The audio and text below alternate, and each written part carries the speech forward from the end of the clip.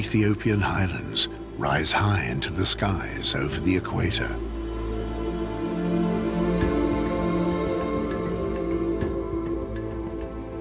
Many rare animals are found only here, in the cradle of mankind.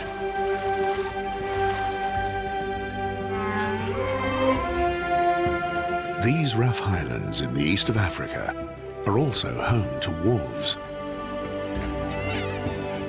The animals withdrew here thousands of years ago. This is the story of a young she-wolf and her pack. They are highland wolves and only roam here on the roof of Africa.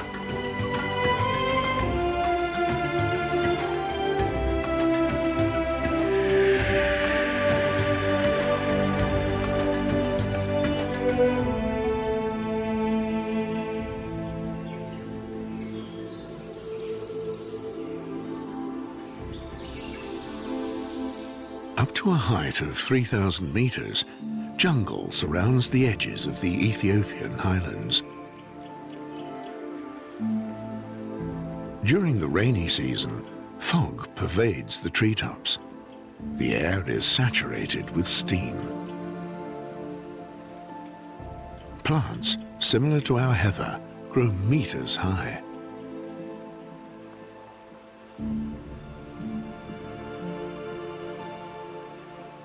This is a forest that withholds its secrets. Much of the woodland is untouched. New species are discovered here at the edge of the highlands every year.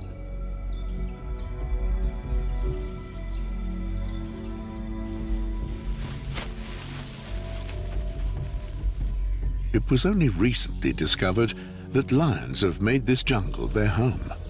How they live here is still a mystery.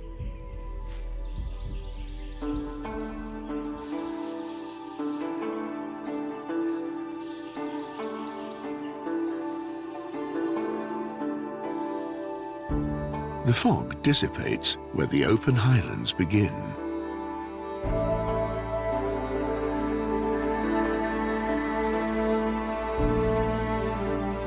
An icy plateau extends at a height of 4,000 meters. The Ethiopian Highlands are one of the few places on Earth where frost can be found so close to the equator.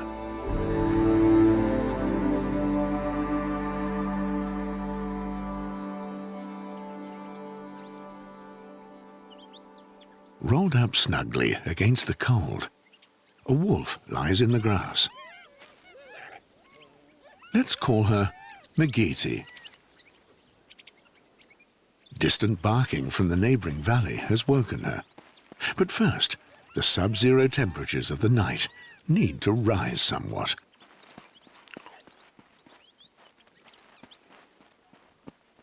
She has been wandering the plateau by herself for weeks. The barking beckons her. Megeti has lost her pack and is looking for a new one. She needs to be careful. Roaming around another pack's territory can be dangerous.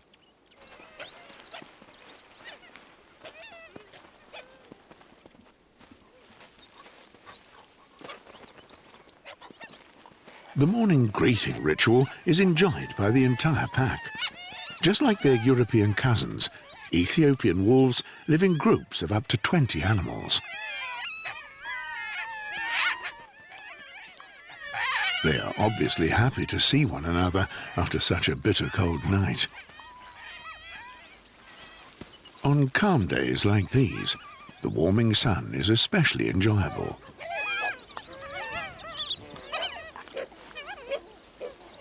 Only members of the family clan are allowed to join in the ritual. It strengthens the bond between the pack and affirms its hierarchy. An outsider wolf would not be accepted.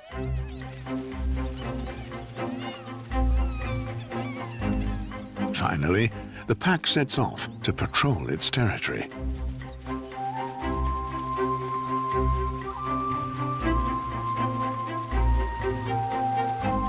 The animals monitor the border of a 13 square kilometre area, securing the best hunting grounds.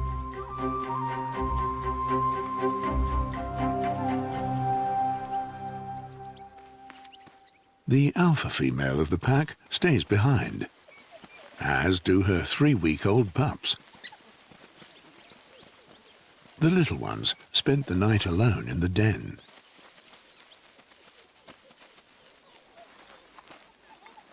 Their only food source is still their mother's milk. Until the others are back from the hunt, the mother won't leave their side.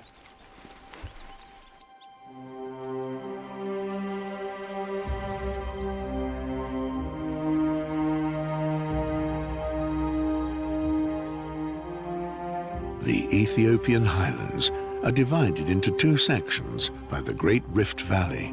Pressure in the Earth's crust pushes the land 2 centimeters further apart every year.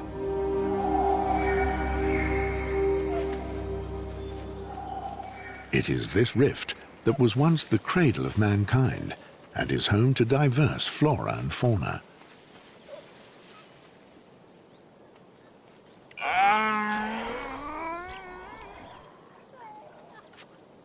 Their thick fur protects the geladas during the cold highland nights.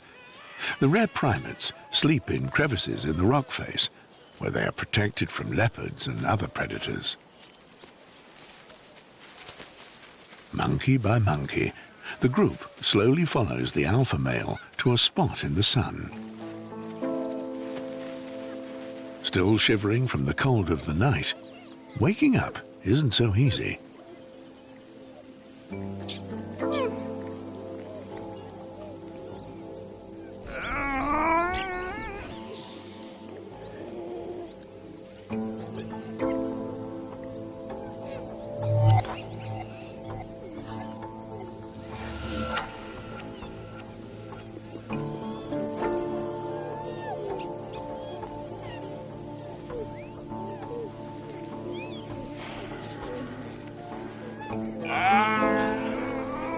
Now, all of the geladas have come together on the plateau. As usual, it's the smallest that can't keep still for long. Geladas are not scared of water. After all, for several months of the year, it rains every day.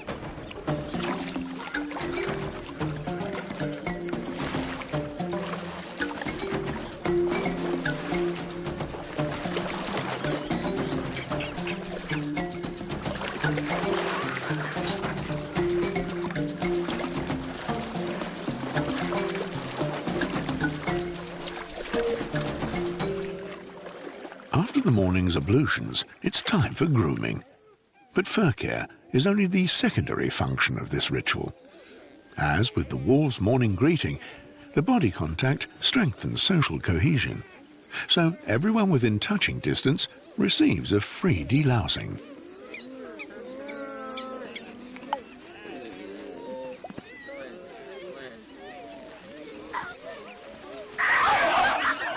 It's also a chance for the alpha male to stifle any competition. Usually, just a few threatening gestures are needed. The animal's terrifying dentures are thankfully rarely put to the test.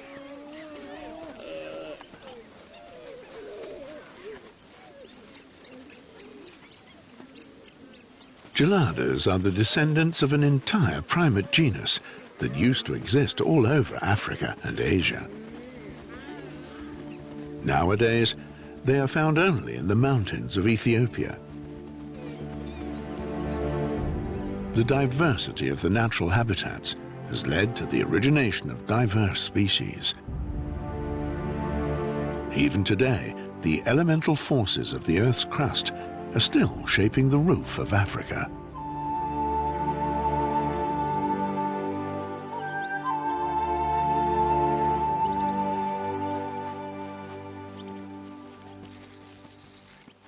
The wolves are spreading their scent marks. Invisible lines traverse the plain. Territory markers. They are respected by the wolves of a region and refreshed regularly. When things are quiet, the pack splits up and each wolf goes its own way for the day.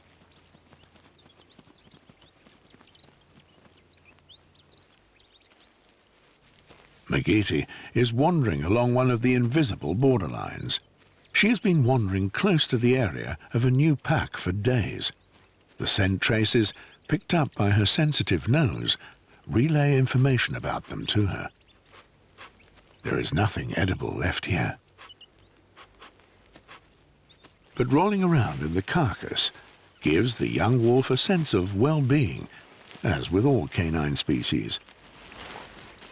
Megeti is unaware of what is happening on the other side of the hill.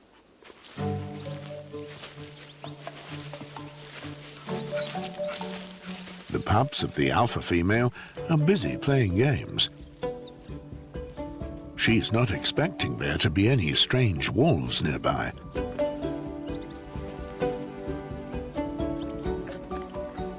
The hill over the den is a favorite play area for the young ones.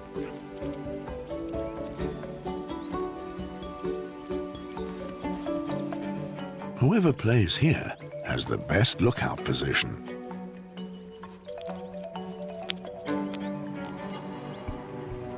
But something's not right. They spotted Megeti and react instantly.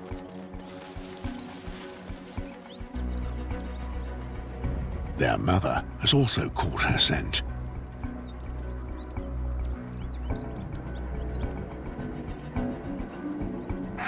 Her warning cries to her young are unmistakable.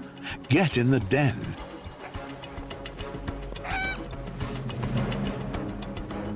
The female does not hesitate and runs towards the intruder. Loudly, she calls for the rest of the pack.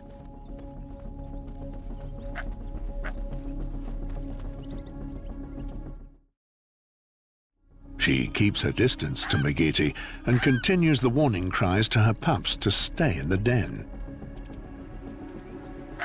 All Megeti wants is contact with the wolves.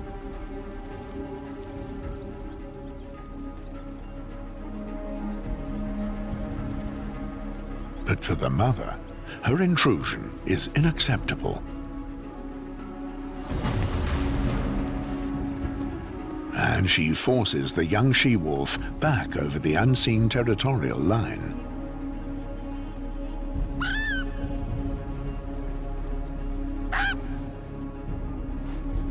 Megeti dares a last attempt. Surviving without the protection of a pack is a daunting task in the Highlands.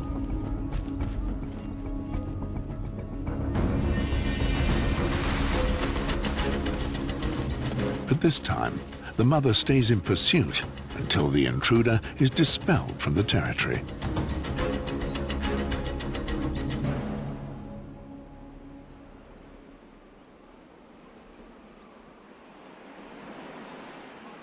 The canyons of the Highlands are like funnels. When the sun warms the air all day, strong currents form.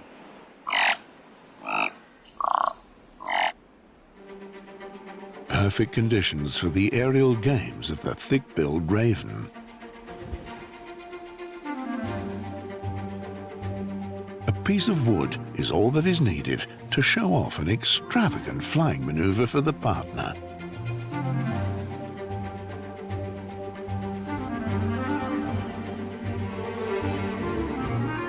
Thick-billed ravens are the world's largest songbirds. Elegantly, they demonstrate their reign over the airspace of the roof of Africa.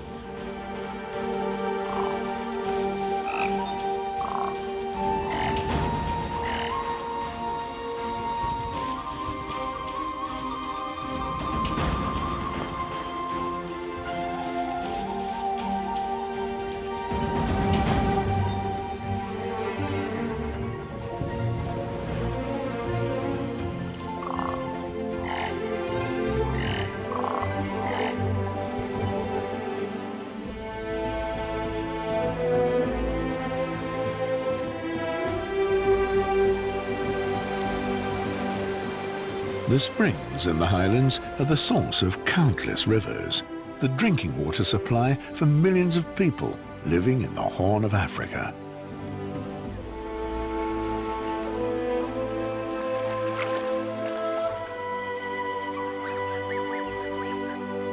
Megeti has ended up in this water world at the edge of the wolves' territory.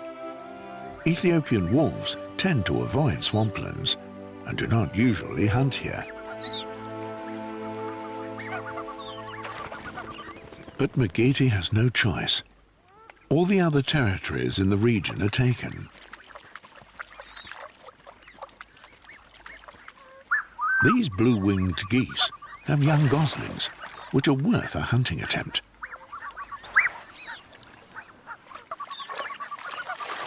But the wolves' hunting prowess leaves much to be desired, and the youngsters dive for safety.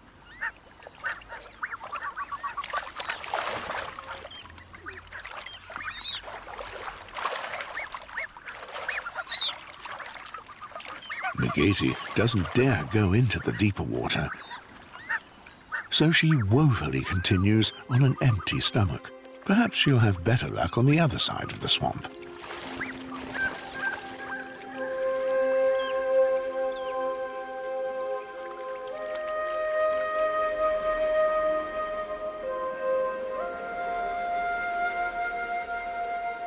But even the territory beyond the springs is also taken. Ethiopia is one of the most densely populated countries in Africa. Nomadic cattle herders press into the protected lands. Almost 100 million people living on a surface area of some 1 million square kilometers. Despite the rough climate, the meadows are well suited as grazing land. Where there are people, there is always something to scavenge.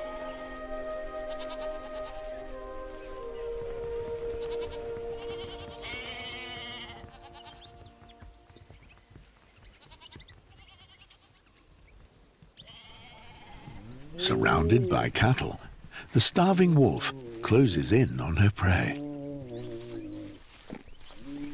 Ethiopian wolves are nutrition experts. They almost only hunt rodents. The cattle don't even raise their heads. The young wolf stays near the harmless herbivores to get even closer to her prey.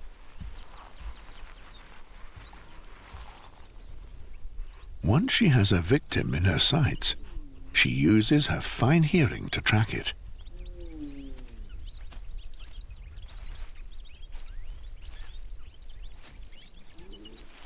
The digging causes panic and forces the small creature to the exit. Where she is waiting with open arms.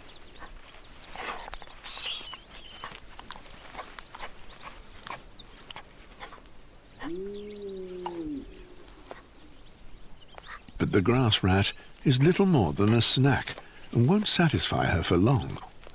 Not far away, her chances of success are higher.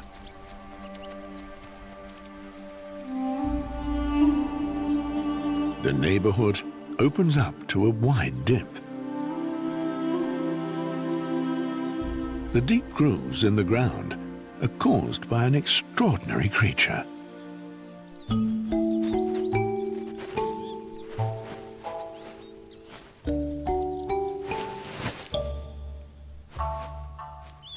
The giant mole rat.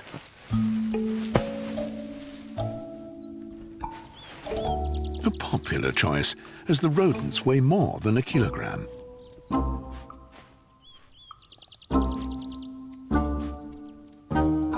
A mole rat spends its entire life burrowing beneath the surface. Barely gone, and already digging away at the back door. With the grace of an excavator, they shovel their way through the earth.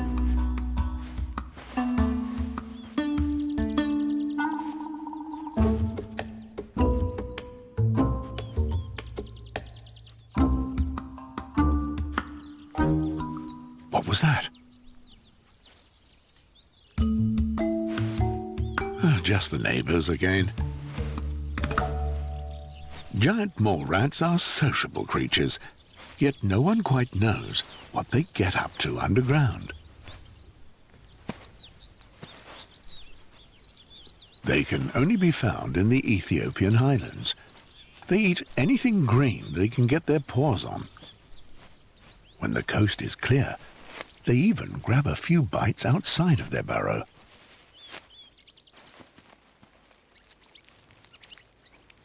The large rodents have a surprising ally. The Morland Chat.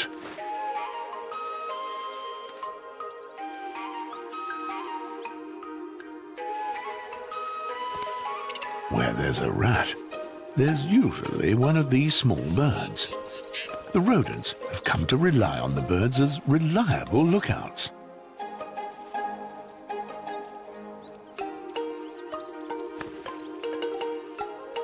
With one on the lookout, one can dig around at will.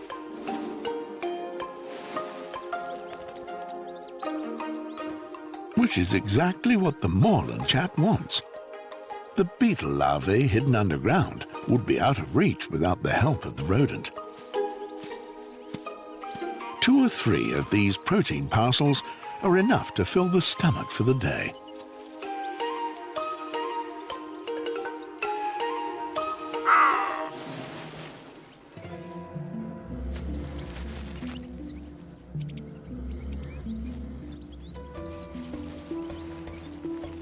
The restless excavations of the mole rat attracts more visitors.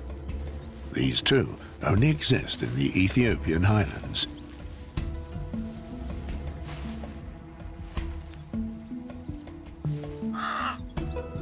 The wattled ibis. Wherever the giant rodents are doing their groundwork, they arrive in flocks to pick at the larvae and worms in the loosened soil.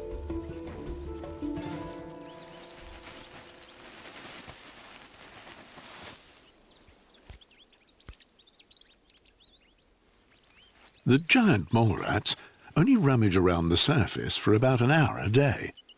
Enough time to not just secure food for themselves, but also for their manifold feathered guests.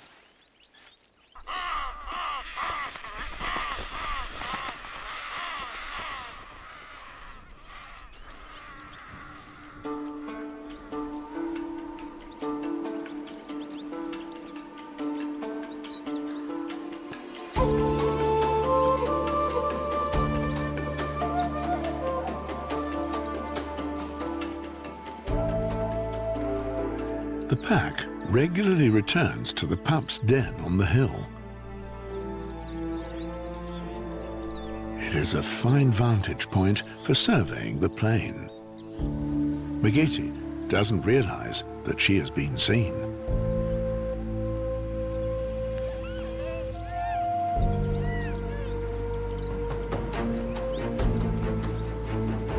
Yet today, something is different. The young wolf is undecided. The other wolves approach, and she waits.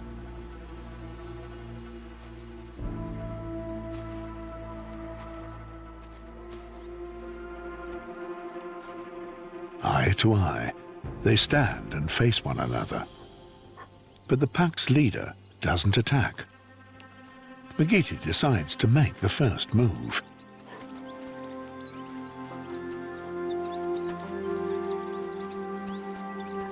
The ban has been broken.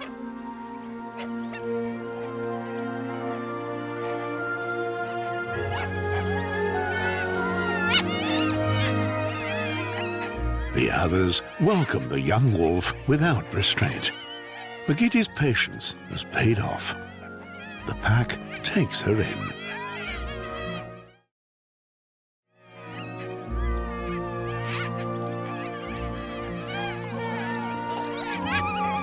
Now they will go on patrols together.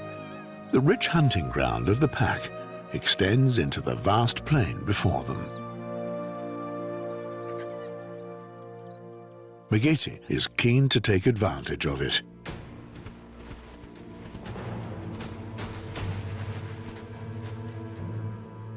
Too keen. The giant mole rat is alert. Next door, another has gnawed everything bare and is working its way towards new green areas. This could be easy prey.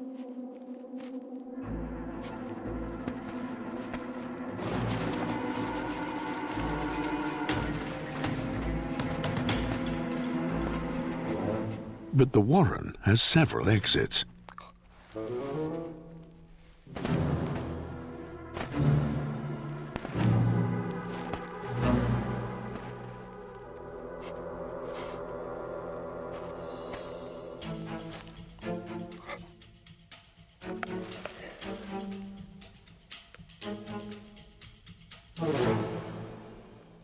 Hunting mole rats requires a tactical approach.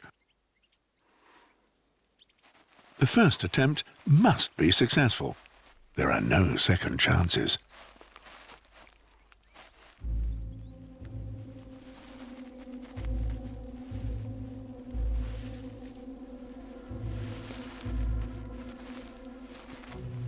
Like a cat, the wolf creeps in until she is within a leap of her prey. The rodents sense the slightest vibrations in the ground. The closer she is to her goal, the smaller the huntress makes herself. She does not let the clueless rat out of her sights for a second.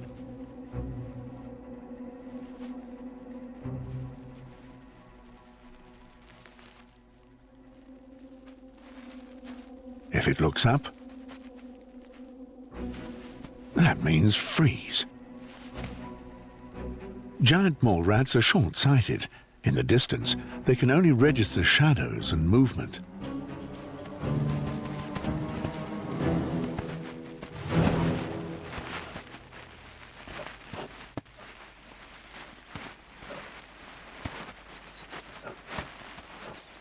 The rodent blocks the cave entrance, fiercely defending itself.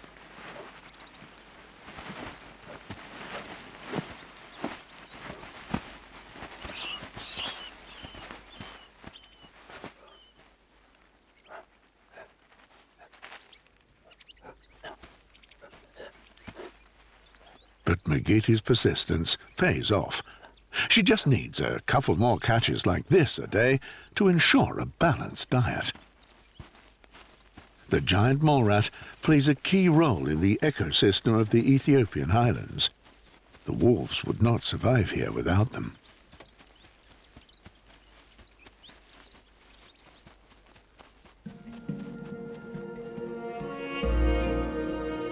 Africa, just beneath the sky.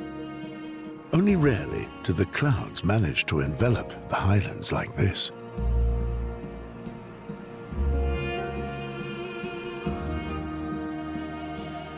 Just underneath, where the sea of clouds meet the land, unique forests of fog emerge.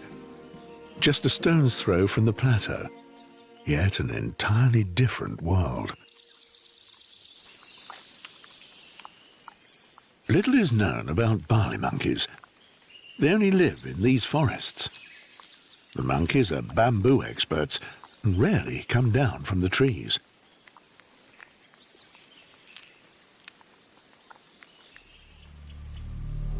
The animals are being keenly observed.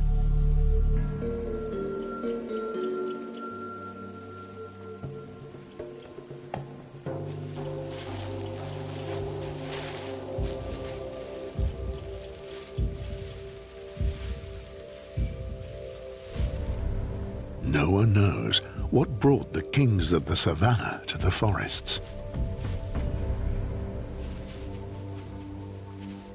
Jungle lions have never been filmed before. Are these vervets really their prey?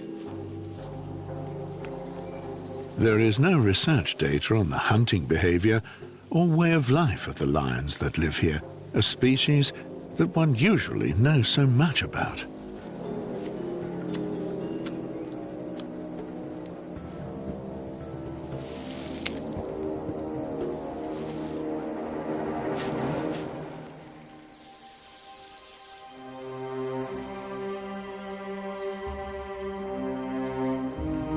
Whether it's barley monkeys or jungle lions, year after year, these forests reveal new secrets.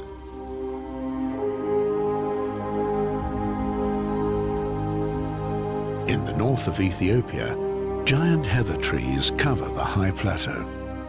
The light vegetation allows much space for expansive meadows, the grazing ground of the geladas.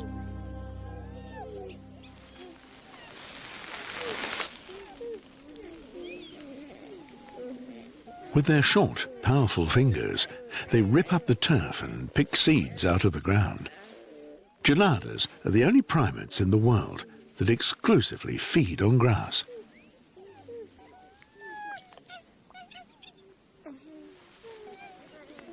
This grass ripping is a trained skill, but practicing it quickly becomes boring. Playing around is much more fun for the young offspring.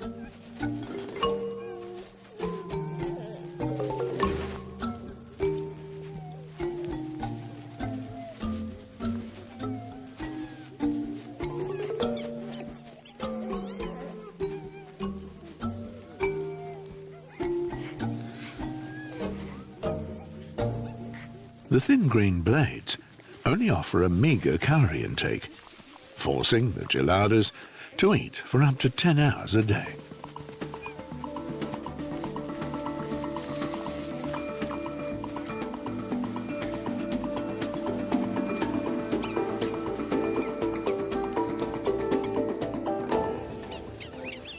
Shortly before sunset, the geladas retire to the rock face.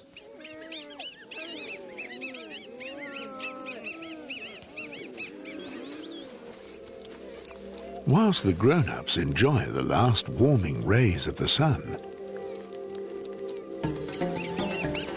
the little ones show no interest whatsoever in going to bed.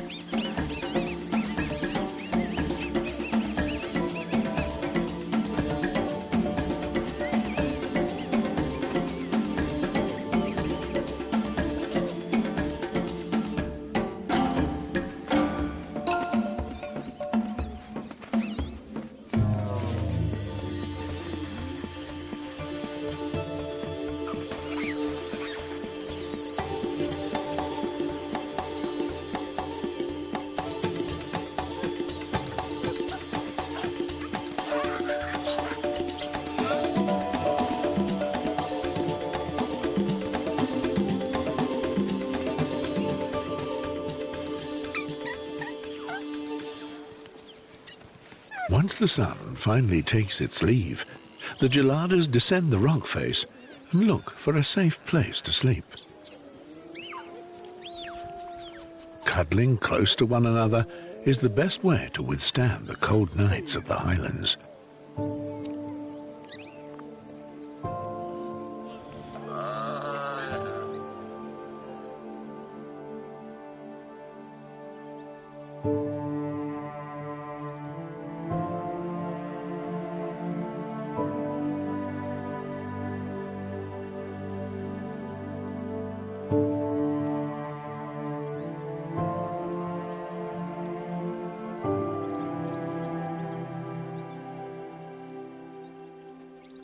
Slowly, the sun regains its strength again and begins to warm the frozen ground.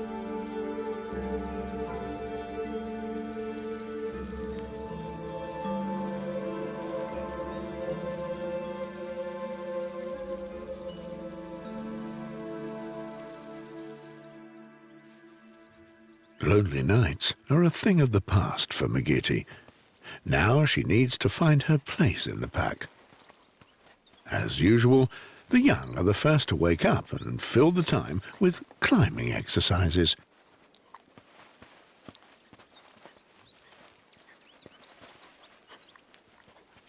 But soon, hunger brings them back to their mother.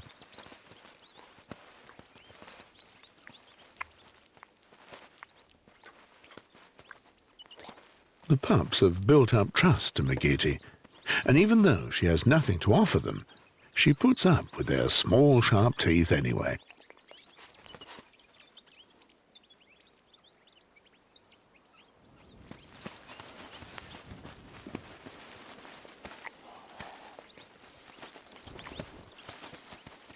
After the morning ritual, the wolves go down to the plateau. The pups stay behind. They lick the frost off the surface of the petals. As long as they are weaned, they do not need the extra water. But the cool droplets on the plants are intriguing.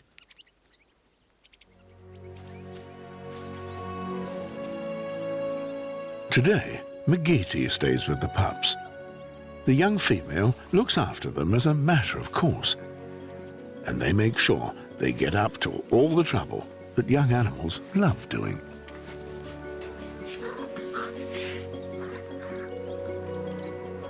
It's not unusual for low-ranking females to look after the young whilst the others go off to hunt.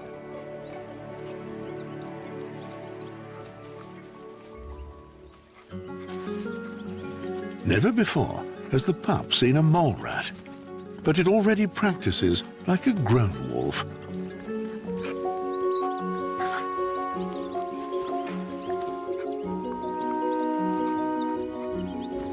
And even has the most important lesson of the Highland wolves in his blood.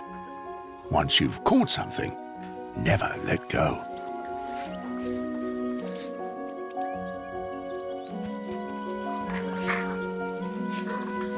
And if need be, fight for it and get it back.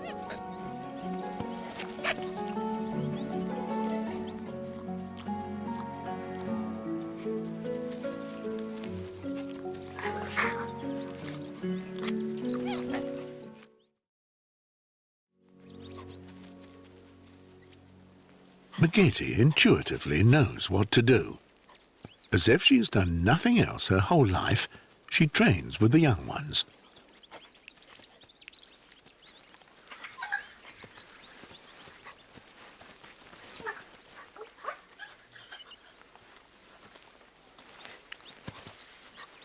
This training also serves the purpose of making Megeti more experienced with the wild pups.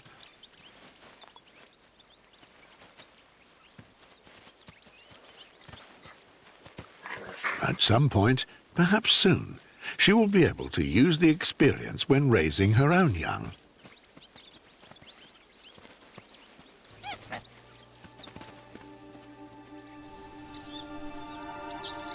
The rainy season is closing in. Like beacons of fire, the torch lilies stretch upwards to the sky. Their flowery, often metre-tall heads will soon fill entire valleys.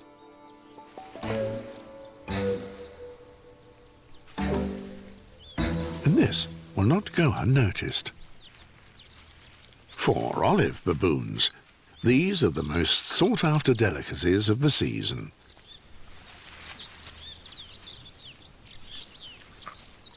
They inspect every petal and suck out the sweet nectar.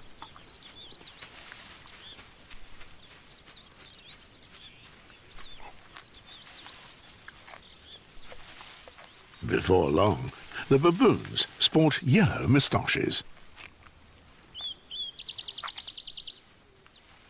Pollen, which is transported to the next plant.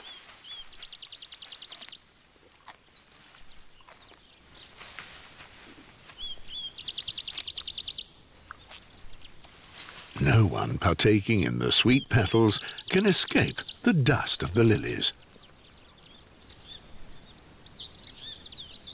Elegantly, the sunbirds carry out their work. They form their tongue to a tube, through which they can suck the sugary nectar deep from inside the petals. The baboons have a more rustic approach. It's a miracle that the flexible flower heads don't snap off.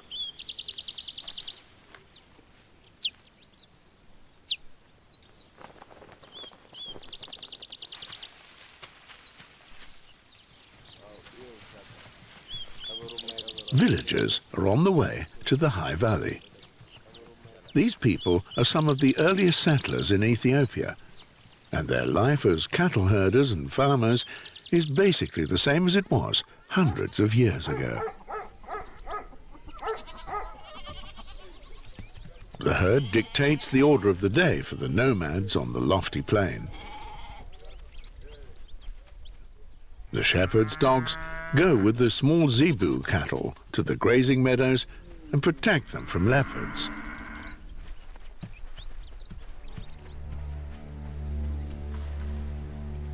There are many dogs. The search for food increasingly drives them into the wolves' territory.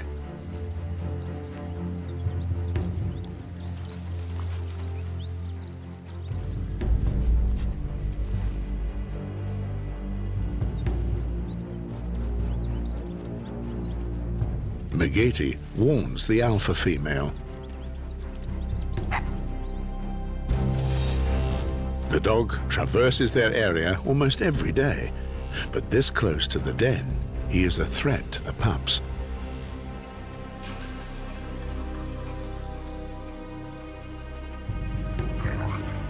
Together, they confront the intruder.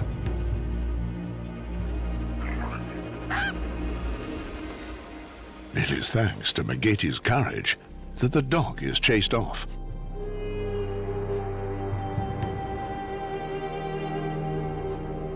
But Megeti goes a step further. Again and again, she rolls around in the dog's feces.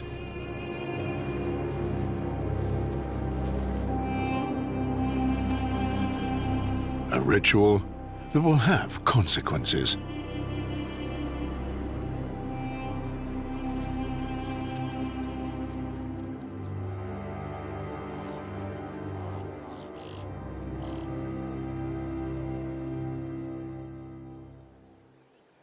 For the thick-billed raven, cattle herds are always of interest. Whether in flight or on a perch, they keep a close eye on the valley and its plains.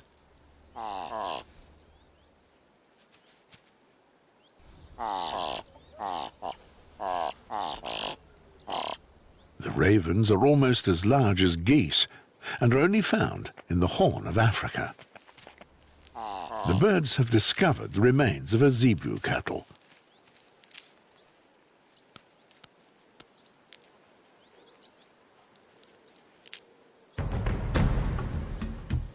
But the ravens are dwarfed by the bearded vulture. It can stay airborne for hours without a flap of its wings. For the birds, the canyons and their air currents are an ideal habitat. And where there are cattle, its staple diet can be found: bones.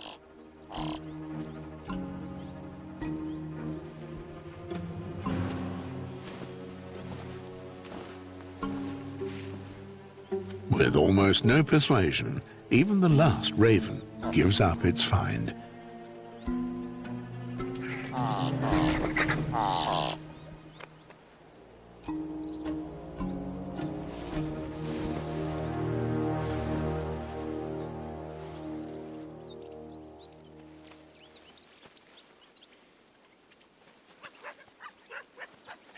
The wolf pack is in good spirits. The pups have grown into fine young wolves, but the den is too small for them now.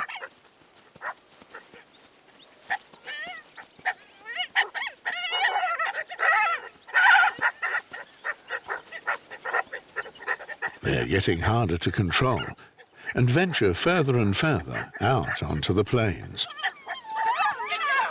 Soon they will go on the patrols with the rest of the pack.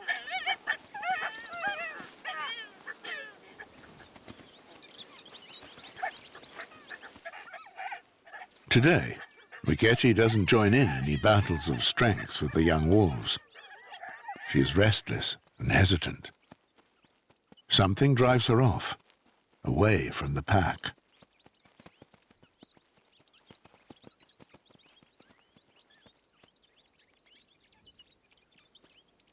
She goes hunting to the most distant levels of the lofty plain.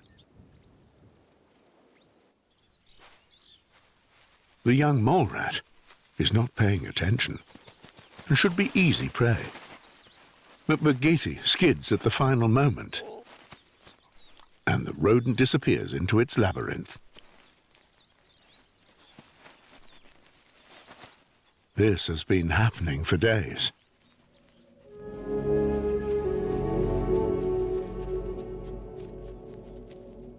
The wolf can no longer coordinate her behavior. Her muscles contract and twitch permanently, and her usually steady gait gives way to trembling.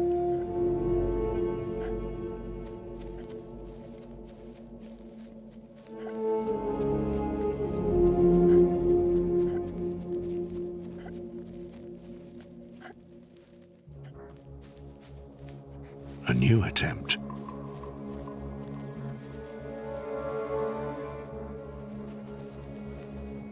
This time, the mole rat is only a leap away.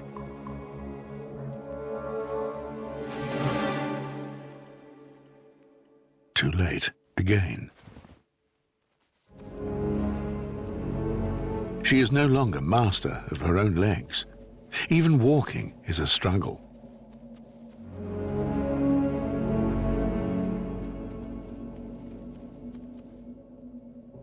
It is as though an alien force has taken over her body.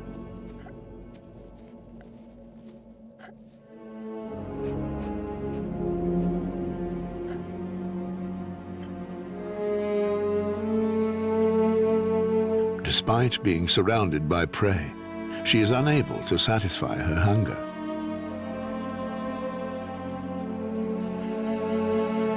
Megeti is getting weaker by the hour. She is very ill. With the arrival of the humans, a treacherous disease was brought to the highlands: canine distemper.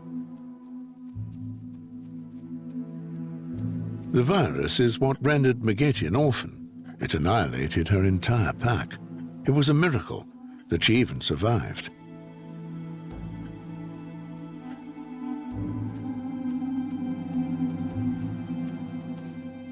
But now, death rears its ugly head.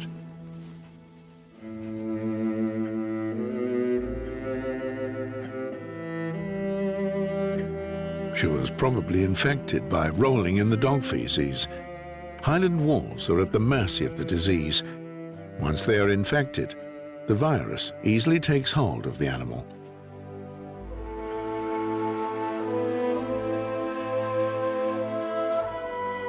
With the humans, their cattle and dogs, the deadly virus has also found its way into Megeti's new pack. Megeti had no predators to fear. No one was hunting her. No one had shot her prey or destroyed her habitat. Yet still, she has not survived.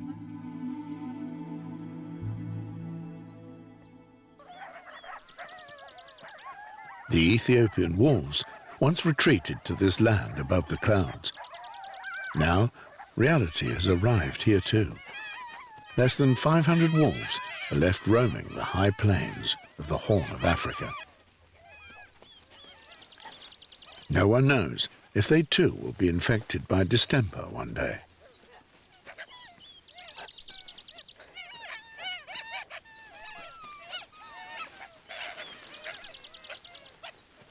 There is no survival guarantee for these wolves.